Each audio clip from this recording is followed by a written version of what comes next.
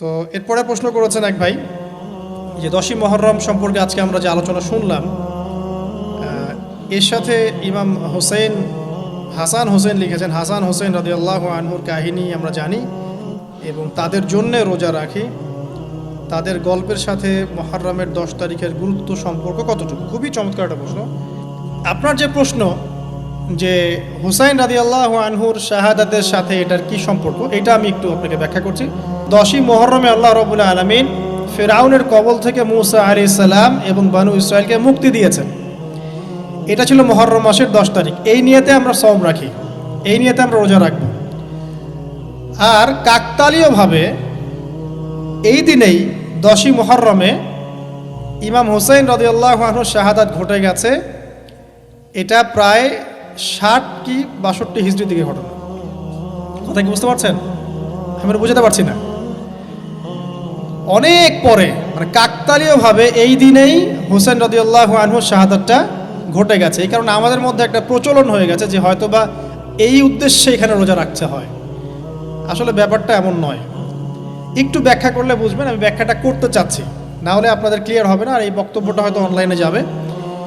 তো আমি এই জায়গা থেকে আপনাদেরকে একটু ব্যাখ্যা করে শোনাচ্ছি, একটু খেয়াল করেন আমার দিকে। রাসূল সাল্লাল্লাহু আলাইহি ওয়াসাল্লামের ইন্তেকালের পর খলিফা হন আবু বকর সিদ্দিক রাদিয়াল্লাহু আনহু, তারপরে ওমর রাদিয়াল্লাহু আনহু, তারপরে উসমান রাদিয়াল্লাহু আনহু। এই উসমান রাদিয়াল্লাহু আনহুর এই সময় থেকে শেষের দিকে একটা সমস্যা সৃষ্টি হয়েছে। কি সমস্যা? উসমান রাদিয়াল্লাহু আনহুকে কিছু বিদ্রোহীরা হত্যা করেছে। একটু বোঝার চেষ্টা করেন। ইতিহাস পড়তে কিন্তু অনেক সময় লাগে, আমি খুব অল্প সময় আপনাকে শেখাচ্ছি। উসমান রাদিয়াল্লাহু আনহুকে হত্যা করেছিল কিছু বিদ্রোহী, ঠিক আছে? যিনি নবী সাল্লাল্লাহু আলাইহি ওয়াসাল্লামের জামাই, 2 জন মেয়েকে বিয়ে করেছেন, জিন্নুরাইন, তাকে হত্যা করেছে কিছু বিদ্রোহী। এরপরে খেলাফতের দায়িত্বে আসেন আলী রাদিয়াল্লাহু আনহু। কে আসেন? আলী রাদিয়াল্লাহু আনহু। আলী রাদিয়াল্লাহু আনহু দায়িত্ব নেন এই মক্কা মদিনা এই জায়গাটুকুর উপরে। তার হাতে সাহাবায়ে কেরাম বায়াত করেন। কিন্তু ওই দিক বলতে বোঝাচ্ছি সিরিয়া, শামের দিকে, সেদিকের গভর্নর ছিলেন মুয়াবিয়া রাদিয়াল্লাহু আনহু। কি নাম? মুয়াবিয়া রাদিয়াল্লাহু আনহু। তিনিও কিন্তু একজন বড় মাপের সাহাবী, ঠিক আছে?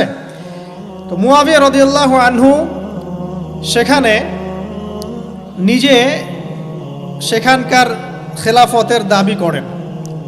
আলী রাদিয়াল্লাহু আনহুর হাতে বায়াত তিনি করেননি। আলী রাদিয়াল্লাহু আনহুকে বারবার একটা বিষয়ের চাপ দেওয়া হচ্ছিল যে উসমান রাদিয়াল্লাহু আনহুর শাহাদাতের আগে বিচার করতে হবে, হত্যাকারীর বিচার করতে হবে। তো এখানে একটা দ্বন্দ্ব, মানে একটা পলিটিক্যাল দ্বন্দ্ব সৃষ্টি হলো। ওইদিকে মুয়াবিয়া রাদিয়াল্লাহু আনহু তিনি খেলাফতের দাবিদার হয়ে উঠলেন, এদিকে সাহাবায়ে কেরাম সহ অনেকেই আলী রাদিয়াল্লাহু আনহুর কাছে বায়াত করলেন। তো এর ফলশ্রুতিতে দেখা যায় আলী রাদিয়াল্লাহু আনহু তার রাজধানীটাকে কুফায় নিয়ে যান, ইরাকের কুফায়। তো ইহুদিদের ইন্ধনের ফলে এক পর্যায়ে দেখা যায় যে আলী রাদিয়াল্লাহু আনহুর এক পক্ষ এবং একদিকে মুয়াবিয়া রাদিয়াল্লাহু আনহুর এক পক্ষ, তারা একটা মানে অনাকাঙ্ক্ষিত যুদ্ধের দিকে চলে যান, ঠিক আছে? এই যুদ্ধটাকে বলা হয় সিফফিনের যুদ্ধ। কিসের যুদ্ধ? সিফফিনের যুদ্ধ। এটা সংঘটিত হয়েছে 37 হিজরিতে। কত হিজরি? 37। এর আগের বছর আবার উটের যুদ্ধ হয়েছে, জঙ্গে জামাল। তার পরের বছর এই সিফফিনের যুদ্ধ। সিফফিনের যুদ্ধে আলী রাদিয়াল্লাহু আনহু বিজয় লাভ করেই ফেলেছিলেন। এই সময় মুয়াবিয়া রাদিয়াল্লাহু আনহুর দলের মধ্যে আমর ইবনে আস রাদিয়াল্লাহু আনহু তিনি বলছেন যে কোরআন ফয়সালা করবে। কোরআন ফয়সালা করবে, এটাকে কেন্দ্র করে একটা তৃতীয় পক্ষ নির্ধারণ করা হয়, যেটাকে আমরা সালেস বলি। যে মুয়াবিয়া রাদিয়াল্লাহু আনহুর পক্ষে একজন, তার নাম আমর ইবনে আস রাদিয়াল্লাহু আনহু, এবং আলী রাদিয়াল্লাহু আনহুর পক্ষে একজন, তার নাম হচ্ছে আবু মুসা আশআরী রাদিয়াল্লাহু আনহু। তারা গিয়ে একটা তৃতীয় পক্ষ করে মীমাংসা করতে চাচ্ছেন যে আমরা কেউ যুদ্ধ চাই না, আমরা ভাই ভাই, আমরা সবাই মুসলিম উম্মার ঐক্যের খাতিরে এখানে একটা সলিউশনে আসবো। তো সলিউশনে একটা আশা হচ্ছিল যে ঠিক আছে উভয়েই পদত্যাগ করবে, নতুন খলিফা নেওয়া হবে, ঠিক আছে? তো এরকম একটা কথা চলছিল। কিন্তু মুয়াবিয়া রাদিয়াল্লাহু আনহু তিনি তার যে মানে দাবি, এটা ছাড়তে চাচ্ছেন না। এইদিকে আলী রাদিয়াল্লাহু আনহু দলের মধ্যে কিছু মানুষ প্রায় 12,000 তারা এই দল থেকে বের হয়ে গেল যে আমরা আলীকেও মানি না রাদিয়াল্লাহু আনহু, মুয়াবিয়াকেও মানি না রাদিয়াল্লাহু আনহু, এই আমর ইবনে আসকেও মানি না রাদিয়াল্লাহু আনহু, এবং এই আবু মুসা আশআরী তাকেও মানি না, আমরা কাউকেই মানি না। এবং এদেরকে বলা হয় খারেজি। কি বলা হয়? খারেজি। তারা এইখান থেকে দল থেকে বের হয়ে গেলেন। শুধু তাই না, তারা ফতোয়াও দিল যে আলী এবং মুয়াবিয়া এবং আমর ইবনে আস, আবু মুসা আশআরী সবাই কাফের, নাউজুবিল্লাহ। কারণ কি? কারণ হচ্ছে তারা আল্লাহর কিতাব, আল্লাহর বিধান দ্বারা বিচার ফয়সালা করছে না, মানুষের মত তারা গ্রহণ করছে। মানে ওদের উদ্ভট যুক্তি আর কি, তারা আল্লাহর কিতাব দিয়ে ফয়সালা করছে না, বরং মানুষের রায় গ্রহণ করছে। এটা একটা খোরা যুক্তি ছিল। তো আলী রাদিয়াল্লাহু আনহু এদেরকে দমন করলেন। নহরওয়ান নামক জায়গায় তাদের সাথে যুদ্ধ হলো এবং এই যুদ্ধে আলী রাদিয়াল্লাহু আনহু জয়লাভ করলেন। সিফিনের যুদ্ধটা হয়ে গেল। এখন দেখেন দুইটা পক্ষ পাচ্ছেন আপনি এখানে, আলী রাদিয়াল্লাহু আনহু একটা পক্ষ, একটা কার? মুয়াবিয়া রাদিয়াল্লাহু আনহুর পক্ষ। এখন এই যে খারেজিরা বের হয়ে গেল, এখন তো দেখা যায় যে কিছু কিছু শব্দ বললে মানুষ খারেজি ট্যাগ দিয়ে দেয় না। দেখেন এই খারেজি আকিদার সাথে কিন্তু আসলে পলিটিক্যাল সমালোচনার কোনো সম্পর্ক নেই। পলিটিক্যাল দ্বন্দ্বের সাথে, পলিটিক্যাল সমালোচনার সাথে কিন্তু খারেজি বা খাওয়ারিজম মতবাদটা আসলে জড়িত না। এটা কার সাথে জড়িত? ওই যে একদিন বলেছিলাম, খারেজিরা মনে করে কবিরা গুনাহ করলে কোনো ব্যক্তি কি হয়ে যায়? কাফের হয়ে যায়। খারেজিদের আকিদা হচ্ছে কবিরা গুনাহ করলে কোনো ব্যক্তি কাফের হয়ে যায়। এই আকিদাটার নাম খারেজি আকিদা। এটা কি বাংলাদেশে মুসলিমরা লালন করে?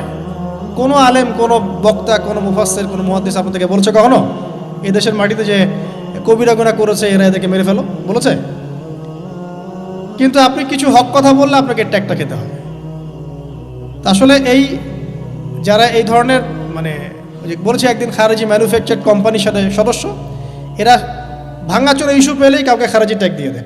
আসলে মূল বিষয় এরা নিজেরাই খারিজ হয়ে যাচ্ছে দিন দিন, অন্যকে খারিজ করতে করতে নিজেরাই খারিজ হয়ে যাচ্ছে। এখানে দেখেন মুয়াবিয়া রাদিয়াল্লাহু আনহু এক পক্ষে, আলী রাদিয়াল্লাহু আনহু আরেক পক্ষে। ব্যাটেল, যুদ্ধ হয়ে গেল, সিফিনের যুদ্ধ হয়ে গেল, 3 দিন যুদ্ধ হয়েছে। ওই যুদ্ধে কি মানুষ মারা যায় নাই? মারা যায় নাই? মারা গেছে। তো আলী রাদিয়াল্লাহু আনহু তো বলেননি যে ওরা খারেজি। কারা খারেজি তাহলে? যারা এই যে 12,000 সৈন্যের মধ্য থেকে বের হয়ে গেল এবং সবাইকে কাফের ফতোয়া দিল যে আলীও কাফের, মুয়াবিয়া কাফের, আমর ইবনে আসও কাফের, নাউজুবিল্লাহ, আর এই যে আবু মুসা আশআরী তারাও কাফের। বোঝেন। এরপর তারা যখন বের হয়ে গেল, আলী রাদিয়াল্লাহু আনহু তাদেরকে হত্যা করলেন, তাদের সাথে যুদ্ধ করলেন। কিন্তু এদের কিছু কিছু মানুষ বেঁচে ছিল। এরা একটা প্ল্যান করলো। কি প্ল্যান করলো? যে আমরা চোরাগুপ্তা হামলা চালিয়ে এই 4 জনের সবাইকে হত্যা করে ফেলব। কথা বুঝতে পারছেন? 4 জন একই দিনে প্ল্যান করলো। রমজান মাসের 17 তারিখ। কত তারিখ? রমজান মাসের 17 তারিখ। ওইটা সম্ভবত 40 হিজরি। কত হিজরি? সিফিনের যুদ্ধ হচ্ছে 37 হিজরিতে, এটা হচ্ছে কত হিজরি? 40, 3 বছর পর এরা প্ল্যান করলো। এখনকার ওই যে পশ্চিমা গোলকধাঁধায় পড়া কিছু মানুষ যারা কিছু জঙ্গি সংগঠনের নাম লেখায় প্ল্যান করে যে হঠাৎ সুইসাইড বোম মারবো, আছে না? এরকম একটা প্ল্যান করলো যে আমরা প্ল্যান করলাম এই 4 জনকে আমরা একদিনে উড়িয়ে দেবো, মারি দেবো। এবং সেই প্ল্যান মোতাবেক তারা কাজ করলো। কাজ করে ঘাপটি মেরে বসে থাকলো। আলী রাদিয়াল্লাহু আনহু ফজরের নামাজে যাচ্ছেন, আব্দুর রহমান বিন মুলজিম নামে এক ব্যক্তি আলী রাদিয়াল্লাহু আনহুকে পুরো তরোয়াল দিয়ে আঘাত করে হত্যা করে। ইন্না লিল্লাহি ওয়া ইন্না ইলাইহি রাজিউন। কাকে হত্যা করলো? নবী সাল্লাল্লাহু আলাইহি ওয়াসাল্লামের মেয়ের জামাইকে। চিন্তা করতে পারেন? যিনি প্রতিটা যুদ্ধে নবী সাল্লাল্লাহু আলাইহি ওয়াসাল্লামের সাথে ছিলেন, তাকে বলল যে সে কাফের হয়ে গেছে। আর যে হত্যা করেছে আব্দুর রহমান বিন মুলজিম, সে হত্যা করার পরে আল্লাহ শুকরিয়া আদায় করেছে, নাউজুবিল্লাহ।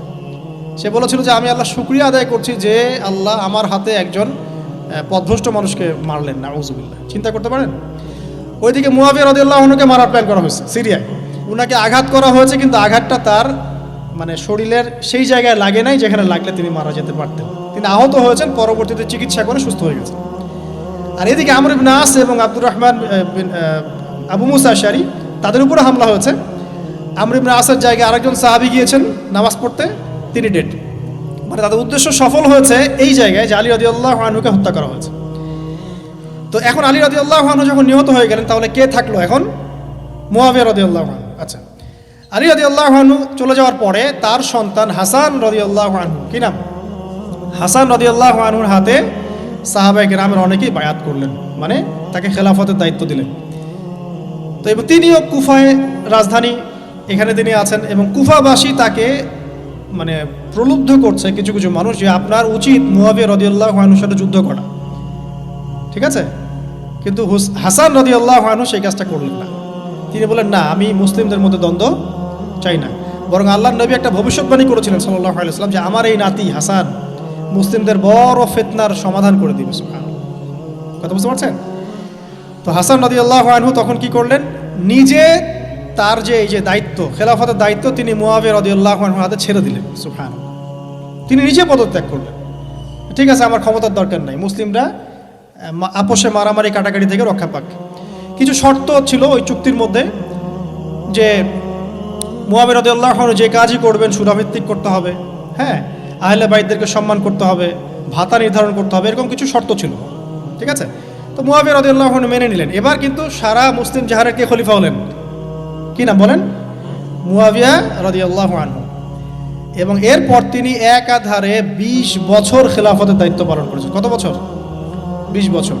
40 হিজরিতে এই যে আলী রাদিয়াল্লাহু আনহু মারা যান, আর 20 বছর খেলাফতের দায়িত্ব পালন করেন কে? মুয়াবিয়া রাদিয়াল্লাহু আনহু। এই সময় মুসলিমরা অনেক উন্নতি করেছে। এই সময় 1700টার মতো নৌজাহাজ ছিল মুসলিমদের।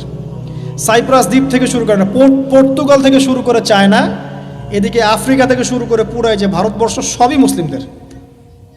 চিন্তা করতে পারেন, পুরো বিশাল অর্ধবিশ্বের চেয়ে বড় জায়গায় শুধুমাত্র মুসলিমদের, এবং তিনি এটাকে শাসন করছেন। কে শাসন করছেন? মুয়াবিয়া রাদিয়াল্লাহু আনহু, ঠিক আছে? এবার টার্নিং পয়েন্ট। এবার মুয়াবিয়া রাদিয়াল্লাহু আনহু ইন্তেকাল করলেন 60 হিজরিতে, ঠিক আছে? আর এদিকে হাসান রাদিয়াল্লাহু আনহু ইন্তেকাল করেছিলেন 49 হিজরিতে। ইন্তেকালের সময় তিনি তার পরবর্তী দায়িত্বশীল নির্ধারণ করে গেলেন বা নিয়োগ করে গেলেন তার পুত্র ইয়েজিদকে। কাকে? ইয়েজিদকে। এই জায়গাটাতে সাহাবায়ে কেরাম রাদিয়াল্লাহু আনহুমের অনেকেই মানেন না, কারণ তখন তার চেয়েও যোগ্য মানুষ সমাজে ছিল, ঠিক আছে? তখন আব্দুল্লাহ বিন ওমর বেঁচে আছেন, আব্দুল্লাহ বিন আব্বাস বেঁচে আছেন, আব্দুল্লাহ বিন জুবায়ের রাদিয়াল্লাহু আনহু, বড় বড় জলিল কাদির সাহাবী, তারা কি তখন বেঁচে আছে? কিন্তু কি করলেন মুয়াবিয়া রাদিয়াল্লাহু আনহু, আল্লাহ তাকে জান্নাতবাসী করুন, তিনি তার ছেলে ইয়েজিদকে শাসন ক্ষমতা দিয়ে গেলেন। এই যে শুরু হলো বাবার পরে ছেলে, বুঝতে পারছেন? রাজতন্ত্র শুরু হলো। এবার সাহাবায়ে কেরামদের মধ্যে অনেকেই এটা মানতে চাচ্ছেন না। যারা মানতে চাচ্ছেন না তাদের মধ্যে আছেন আব্দুল্লাহ বিন ওমর রাদিয়াল্লাহু আনহুর ছেলে, আছেন আব্দুল্লাহ বিন আব্বাস রাইসুল মুফাসসিরিন, আছেন আব্দুল্লাহ বিন জুবায়ের বিন আওয়াম রাদিয়াল্লাহু আনহুর ছেলে, এরকম বড় বড় সাহাবী, এবং তারা মক্কা মদিনায়। তো আচ্ছা, এখন এই সাহাবীদেরকে কি আমরা খারিজি বলবো? তারা যে পলিটিক্যালি তাকে সমর্থন করছেন না, পলিটিক্যালি কোনো গভর্নমেন্টের সমর্থন না করলেই খারিজি হয়ে যায়? যদি কেউ বলে আরব বিশ্বের সব যত নেতা আছে এদের মধ্যে অনেকেই ইসরায়েলের সাথে আতাত করেছে, সে কি খারিজি হয়ে যাবে?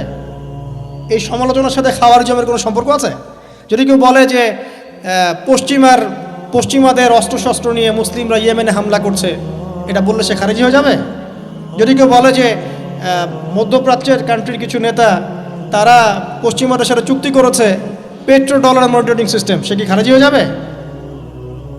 যদি কেউ বলে জায়নিস্টদের সাথে আতাত করে অনেক মুসলিম কান্ট্রি চলছে, তাহলে কি মিডল ইস্টের সমালোচনা করার কারণে একজন ব্যক্তি খারিজি হয়ে যাবে? খারিজি ম্যানুফ্যাকচার্ড কোম্পানি বাংলাদেশে তারা এই সংজ্ঞাই শেখায়, পলিটিক্যাল বিরোধিতা করলে আপনি খারিজি হয়ে যাবেন। অথচ এখানে দেখেন সাহাবায়ে কেরাম রাদিয়াল্লাহু আনহু মানছেন না ইয়াজিদকে। এবার ইয়াজিদ কি করলো দেখেন। এবার ইয়াজিদ প্রথমত সাহাবীদেরকে কনভিন্স করার চেষ্টা করলেন। তিনি ওখান থেকে তার দূত পাঠালেন, দূত এসে মক্কা মদিনায় বোঝালেন যে আপনারা মেনে নেন, ভালো হবে, ইত্যাদি ইত্যাদি। আব্দুল্লাহ বিন ওমর রাদিয়াল্লাহু আনহু বলেন ঠিক আছে মেনে নিলাম, আব্দুল্লাহ বিন আব্বাস রাদিয়াল্লাহু আনহু বলেন ঠিক আছে মেনে নিলাম, কিন্তু আব্দুল্লাহ বিন জুবায়ের রাদিয়াল্লাহু আনহু মানলেন না। তিনি মানছেন না, আমি কিছুতেই মানি না, তার সে খেলাফতের যোগ্য না, এর চেয়ে অনেক বড় বড় যোগ্য মানুষ আছে, আমি মানছি না। বরং তিনি এখান থেকে সরে আসলেন।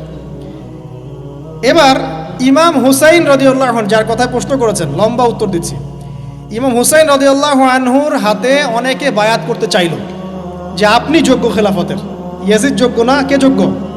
আপনি যোগ্য। এবং তার হাতে কুফাবাসী বায়াত করতে চাচ্ছে, তাকে ডাকছে আপনি মক্কা থেকে চলে আসেন কুফায়। কুফা কোথায়? ইরাকে। আপনি মক্কা থেকে কুফায় চলে আসেন, আমরা আপনার হাতে বায়াত করব। এবার হুসাইন রাদিয়াল্লাহু আনহু সপরিবারে, তার পরিবার আহলে বাইত সবাই নবীর পরিবারের সদস্য, চিন্তা করেন, নবীর পরিবারের প্রায় 80 জন সদস্য, কতজন? তারা এই যে বের হলেন, যাচ্ছেন কোথায়? কুফায়। এবার ওই ইয়াজিদের নিয়োজিত যে গভর্নর ছিল ইরাকের কুফায়, তার নাম আবদুল্লাহ বিন জিয়াদ। কি নাম? আবদুল্লাহ বিন জিয়াদ। আবদুল্লাহ বিন জিয়াদ সে একটা সেনাবাহিনী পাঠালো। সেনাবাহিনীতে সদস্য ছিল 4000। কতজন? 4000। এই 4000 সেনাবাহিনী নিয়ে আবদুল্লাহ বিন জিয়াদের যে কমান্ডার, তার নাম সম্ভবত আমর বিন, প্রথমে আমের বা ওমর আছে, উমর বিন সাদ এরকম কিছু একটা, সে আহলে বাইতদেরকে ঘিরে ফেলল। কাকে ঘিরে ফেলল? ইমাম হুসাইন রাদিয়াল্লাহু আনহু, তার ছোট ছোট বাচ্চা কাচ্চা, তার স্ত্রী সন্তান এবং আহলে বাইতের সদস্য যারা। আহলে বাইত মানে বোঝেন তো? নবীর পরিবারের সদস্য। এবার হুসাইন রাদিয়াল্লাহু আনহু যুদ্ধ চাচ্ছেন না, তিনি যুদ্ধ চাচ্ছেন না। তিনি বলছেন যে আমাকে 3টার যে কোনো একটা পথ বেছে নিতে দাও, আমি তোমাদের সাথে যুদ্ধ করতে চাই না। 1 নাম্বার, আমাকে সরাসরি ইয়াজিদের সাথে সাক্ষাৎ করতে দাও, আমি ওর সাথে কথা বলে সলভ করবো, প্রবলেম কি। 2 নাম্বার, আমাকে পথ ছেড়ে দাও, আমি চলে যাই কোনো সীমান্তবর্তী এলাকায়, সেখানে কাফেরদের সাথে যুদ্ধ করবো, জিহাদ করবো, সেখানে মারা যাবো, শহীদ হবো। অথবা আমাকে নিরাপদে আমাকে মদিনায় ফেরত পাঠাও। তার 3টা যুক্তি কি যৌক্তিক ছিল না? তিনি কে? নবী সাল্লাল্লাহু আলাইহি ওয়াসাল্লামের নাতি, যাকে কোলে নিয়ে নবী সাল্লাল্লাহু আলাইহি ওয়াসাল্লাম অনেক সময় খুতবা দিয়েছেন, নামাজ পড়েছেন, চুমু খেয়েছেন। ফাতিমা রাদিয়াল্লাহু আনহার নয়নমণি, চিন্তা করতে পারেন? এবং যিনি জান্নাতের যুবকদের সর্দার হবেন। কিন্তু এই যে আবদুল্লাহ বিন জিয়াদের যে সেনাবাহিনী, হুসাইন রাদিয়াল্লাহু আনহুর আর্তনাদ শুনল না। 4000 সৈন্য মিলে 80 জনকে কেটে টুকরা টুকরা করে ফেলেছে। একজন শুধু বেঁচে ছিল, তার নাম জয়নুল আবেদিন। কি নাম? জয়নুল আবেদিন। তিনি একজন বেঁচে ছিলেন, বাকি সবাইকে হত্যা করা হয়েছে। 79 জন আহলে বাইতের সদস্যকে হত্যা করা হয়েছে। খারেজি ম্যানুফ্যাকচার কোম্পানি কিন্তু এদেরকে খারেজি বলছে না, যারা হুসাইন রাদিয়াল্লাহু আনহুকে হত্যা করেছে। আপনি মিডল ইস্টের সমালোচনা করলে খারিজি হয়ে যাবে, ওদের শেকড়টা চিনেন এখন। অথচ ওরাই কিন্তু ব্রিটেনের সাথে হাত মিলিয়ে তুর্কিদের বিরুদ্ধে বিদ্রোহ করে ক্ষমতা দখল করেছে, জানেন? 1916 সালে 1916-এ এরাই ব্রিটেনের সাথে হাত মিলিয়ে তুর্কিদের, অটোম্যানদের বিরুদ্ধে বিদ্রোহ করে, সশস্ত্র বিদ্রোহ করে ক্ষমতা দখল করেছে। ওরা খারাজি হয়ে যায়নি। পড়লে জানবেন সত্য কি জিনিস। এবার আসেন মূল পয়েন্টে আসি। এবার যে হত্যা করেছে ইমাম হুসাইন রাদিয়াল্লাহু আনহুকে, সে বর্ষার আগা বোঝেন তো, বর্ষার মাথায় হুসাইন রাদিয়াল্লাহু আনহুর মস্তক উঠিয়ে ধরে এটাকে নিয়ে ইয়াজিদের কাছে গিয়েছেন। চিন্তা করতে পারেন? ইয়াজিদ যদিও বা এটার আদেশ কিন্তু করে নাই, সে ওই মস্তক থেকে আটকে উঠেছিল। এটা তুমি কি করছো? আমি তো এটা করতে তোমাকে বলি নাই। ওবায়দুল্লাহ বিন জিয়াদ এই কাজটা করেছে। এখানে আমরা ইয়াজিদকে নিষ্পাপ বলতে পারি না, বিকজ একজন শাসকের আন্ডারে যখন কোনো ক্রাইম হবে, এর একটা দায়ভার তো তার উপর পড়বেই। যদি এটা মেনে নেই যে সেখানে টেকনোলজি ছিল না, অনেক দূরের পথ, খবর পাওয়া যায় নাই, সেটা অন্য ইস্যু হতে পারে। কিন্তু পরের ঘটনাগুলো আমাদেরকে অন্যদিকে নিয়ে যাবে। মনে রাখেন, এই ঘটনাটা হৃদয় বিদারক। এটা হচ্ছে এই 10ই মুহররমের একটা হৃদয় বিদারক ঘটনা। এটা ঘটেছে কত সালে? 62 হিজরিতে। কত হিজরিতে? 62 হিজরিতে, 62 বা 61 আর কি। তো দেখেন, নবী সাল্লাল্লাহু আলাইহি ওয়াসাল্লামের ইন্তেকালের 50 বছর পরে এই কারবালার ঘটনা, এই ঘটনাটা কাকতালীয়ভাবে 10ই মুহররমে ঘটে গেছে। আমরা মনে করি যে এটার স্মরণে আমরা আজকের সওম রাখি, আসলে এটার স্মরণে নয়, ওই নাজাতে মুসার স্মরণে রাখতে হবে। ঠিক আছে? তো কারবালা ঘটনা বুঝলেন। এই 61 হিজরিতে এই কারবালার ঘটনা ঘটে, যেটা স্মরণে অনেকে রোজা রেখে থাকে সমাজে। আসলে এটা স্মরণে নয়, নাজাতে মুসার স্মরণে রাখতে হবে ইনশাআল্লাহ তাআলা। আল্লাহ পাক তৌফিক দান করুন, আমিন। এরপর মদিনাবাসী আর মক্কাবাসী এই যে ইয়াজিদের বিরুদ্ধে খেপে গেল। তারা কিছুতে তার আনুগত্য মানবে না, কিন্তু ইয়াজিদ চাপ প্রয়োগ করতে লাগলো। এক পর্যায়ে সেই যে মুসলিম বিন উকবাকে পাঠালো 10,000 সৈন্য দিয়ে মদিনায়। 3 দিন সে মদিনা অবরোধ করে রাখলো। সবাইকে বলল যে ইয়াজিদের আনুগত্য করতে হবে, অন্যথায় তোমাদের উপর হামলা করা হবে।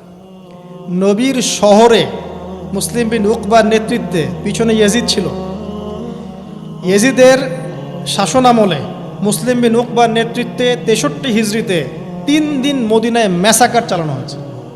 মদিনার মানুষকে হত্যা করা হয়েছে। মদিনার মানুষ সাহসিকতার সাথে যুদ্ধ করেছে, ডিফেন্ড করেছে, তাদেরকে হত্যা করা হয়েছে। মদিনায় লুটপাট করা হয়েছে, ধ্বংসযজ্ঞ চালানো হয়েছে, হাজার হাজার মানুষ মারা গেছে। এখন আমাকে বলেন, এই যে মদিনার যে মানুষগুলো এই মুসলিম বিন উকবার সেনাবাহিনীর বিরুদ্ধে দাঁড়িয়েছিল, এরা কি খারেজি ছিল? ওরা যে শাসকের বিরুদ্ধে যুদ্ধ করলো, উত্তর দেন। এই খারেজি ম্যানুফ্যাকচার কোম্পানিকে বলেন, উত্তর দিতে বলেন। মুসলিম বিন উকবার নেতৃত্বে যে বাহিনী মদিনা আক্রমণ করলো আর মদিনাবাসী যে বীরত্বের সাথে ডিফেন্ড করলো, এখন কি মদিনার সব মানুষ খারেজি হয়ে গিয়েছিল? পলিটিক্যাল দ্বন্দ্বের সাথে খাওয়ারিজমের কোনো সম্পর্ক আছে? মানুষকে কি বোঝায়? শুধু তাই না, এই সময়ে মক্কায় আব্দুল্লাহ বিন জিয়াদ রাদিয়াল্লাহু আনহু তিনিও তার বলয় গড়ে তুলেছেন, তার হাতে মানুষ বায়াত শুরু করেছে। আর ইয়েজিদকে মানুষ মানছে না, বলছে আব্দুল্লাহ বিন জুবাইর তার হাতে আমরা খেলাফতের বায়াত করব। বহু মানুষ আব্দুল্লাহ বিন জুবাইর রাদিয়াল্লাহু আনহুর হাতে বায়াত করা শুরু করলেন এবং ইয়েজিদ এবার মদিনায় ধ্বংসযজ্ঞ চালানোর পর ঠিক ওই বছরেই, সেম বছরেই আরেকজন ব্যক্তি আছেন হুসাইন বিন নুমায়ের, তাকে কিছু সেনাবাহিনী দিয়ে পাঠালেন মক্কা আক্রমণ করতে। হুসাইন বিন নুমায়ের সেনাবাহিনী নিয়ে মক্কা আক্রমণ করলো। মক্কার কাবা ঘরের গিলাফে হামলা করা হয়েছে, মিনজানিক ছোড়া হয়েছে। তো মদিনায় হামলা চালানোর পর একই বছর ওই 63 হিজরিতেই, আর মদিনায় হামলার যে যুদ্ধটার নাম একটা আছে, এটা বলে দিই যে মদিনায় যে ইয়াজিদের নেতৃত্বে মুসলিম বিন উকবা হামলা চালিয়েছিল, যখন মদিনাবাসী এটাকে ডিফেন্ড করেছে এবং মদিনা মানুষ মারা গেছে, অনেক শহীদ হয়েছেন, এই যুদ্ধের নাম হচ্ছে হাররার যুদ্ধ। কিসের যুদ্ধ? হাররার যুদ্ধ। এর ওই বছরেই ইয়াজিদের নেতৃত্বে আবারও মক্কায় আক্রমণ করা হয়েছে, যেখানে আব্দুল্লাহ বিন জুবাইর রাদিয়াল্লাহু আনহু তিনি খেলাফতের দায়িত্ব বায়াত গ্রহণ করছেন। সেখানেও মিনজানিক চালানো হয়েছে, হামলা চালানো হয়েছে। মক্কার কাবা ঘরের দেয়ালে পর্যন্ত মিনজানিকের গোলা লেগেছিল, মানুষ জানেই না কাবা ঘরে হামলা হয়েছে। তো আমরা পলিটিক্যালি এই ঘটনাগুলো সমালোচনা করতে পারি।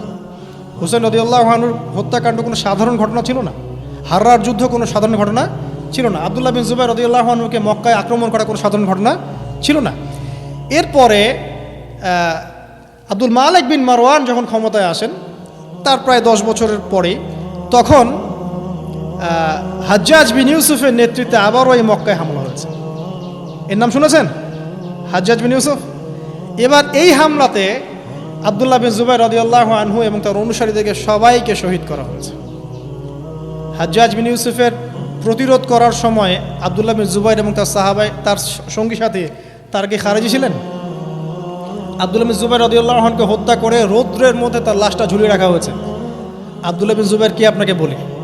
আব্দুল্লাহ বিন জুবাইর রাদিয়াল্লাহু আনহু জুবাইর বিন আওয়াম রাদিয়াল্লাহু আনহুর ছেলে। জুবাইর বিন আওয়াম কি আপনাকে বলি? জুবাইর বিন আওয়াম হচ্ছেন জান্নাতের 10 জন সার্টিফিকেট প্রাপ্ত সাহাবীর একজন। আব্দুল্লাহ বিন জুবাইর আসমা বিনতে আবু বকর রাদিয়াল্লাহু আনহুর সন্তান। আসমা বিনতে আবু বকর কি আপনাকে জানাই? আসমা বিনতে আবু বকর হচ্ছেন আবু বকর সিদ্দিক রাদিয়াল্লাহু আনহুর মেয়ে। জুবাইর বিন আওয়াম এবং আসমা বিন আবু বকর রাদিয়াল্লাহু আনহু, তাদের সন্তান হচ্ছেন আব্দুল্লাহ বিন জুবাইর রাদিয়াল্লাহু আনহু, যাকে এভাবে হাজ্জাজ বিন ইউসুফের সময় হত্যা করা হয়েছে মক্কায়। এই যে ঘটনাগুলো আপনারা শুনুন। এরপরে যদিও বা পরিস্থিতি ঠান্ডা হয়ে যায় আস্তে আস্তে, এবং আব্দুল মালিক বিন মারওয়ানের সময় তিনিও প্রায় 20 বা 22 বছর ক্ষমতা কাটান, এবং ওই সময় মুসলিমরা এই যে সিন্ধু প্রদেশ জয়, ওইদিকে তারেক বিন জিয়াদের স্পেন জয়, এদিকে আপনার এই যে আমাদের ভারতবর্ষ জয়, এগুলো ওই সময় ঘটেছে। ঠিক আছে, ওইদিকে আমরা যাচ্ছি না। মূল যে জায়গাটা আপনাদেরকে আজকে বলতে চাচ্ছি সেটা হলো এই যে প্রথমত কারবালার বিয়োগান্তক ঘটনার সাথে এই 10ই মুহররমের সওমের কোনো সম্পর্ক নাই। এটা না যাতে মুসার সাথে সম্পৃক্ত, তবে এই হিস্ট্রিটা আপনার জানা থাকা উচিত, কিভাবে আবু বকর সিদ্দিক রাদিয়াল্লাহু আনহু থেকে এই আব্দুল্লাহ বিন জুবাইর রাদিয়াল্লাহু আনহু শাহাদাত পর্যন্ত ঘটনাগুলো ঘটল। আল্লাহ পাক আমাদের সবাইকে ঘটনাগুলো থেকে শিক্ষা নেওয়ার তৌফিক দান করুন। মূল বিষয়টা হচ্ছে এখানে পলিটিক্যাল বিরোধিতা একটা জিনিস, খারেজি আকীদা টোটালি ডিফারেন্ট জিনিস। আর অনেক পলিটিক্যাল দ্বন্দ্ব পেরিয়ে মুসলিম ইতিহাস, ইসলামের ইতিহাস আজকে এই পর্যন্ত পৌঁছেছে।